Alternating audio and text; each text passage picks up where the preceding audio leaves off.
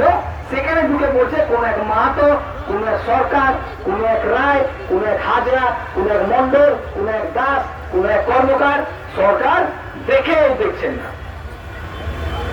প্রথম তাদের টার্গেট হচ্ছে শিক্ষা থেকে বঞ্চিত করা, এরপর চাকরি, জনপ্রতিনিধিমূলক ক্ষেত্র বা আরো অন্যান্য বনাধিকার আমি আসছি।